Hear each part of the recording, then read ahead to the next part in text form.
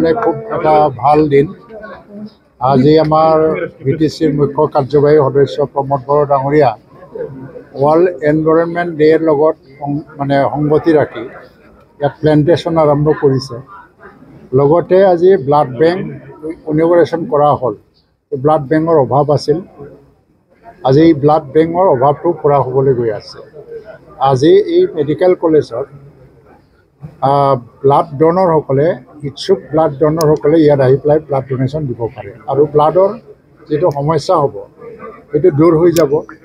লগতে ইয়াত ICU unit আজি ইনগৰেশ্যন কৰা হ'ল। ইয়াত ICU বেডটো বহুতকেইটা হ'ব, কিন্তু এতিয়া বৰ্তমানত 5টা অপাৰেশ্যনেল কৰি আছে। আমি 3টা পেচেণ্ট আজি আমি দেখিছোঁ আৰু এই ICUত মানে প্ৰায় বহুতকেইটা সুবিধা থাকিব, কিন্তু টেকনিচিয়ান আৰু ষ্টাফৰ অভাৱ অলপমান আছে। এইটো পূৰা কৰাৰ পিছত আমি সম্পূৰ্ণ ছাৰ্ভিচ দিব পাৰিম। এটা গ্ৰেট এচিভমেণ্ট কোকৰাঝাৰ মেডিকেল কলেজৰ। ইয়াৰ যিটো প্ৰিন্সিপাল আৰু যিটো টীম আছে KMCH টীম, তেওঁলোকে দিনে ৰাতি ইমানে কাম কৰি আছে আৰু ইয়াত যিটো এটা ক্লাছ চলি আছে, এই ক্লাছো অন্য মেডিকেল কলেজৰ তুলনাত যথেষ্ট ৰেগুলাৰ আৰু ভাল চলি আছে। Medical college survey, it is growing, and we are going to fulfill all the shortcomings and shortfalls in the medical college.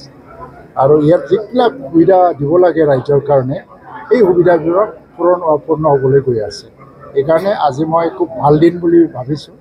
আৰু আমাৰ BTCৰ তৰফৰ পৰা বিশেষকৈ আমাৰ চিফ অফ দি BTC, তেওঁ দিনে ৰাতি যি এটা সৰু সুৰা খবৰ পায় বা সমস্যা দেখা দিয়ে, তেওঁ নিজে আহি পেলাই এইটো পূৰা কৰিবলৈ চেষ্টা কৰিছে।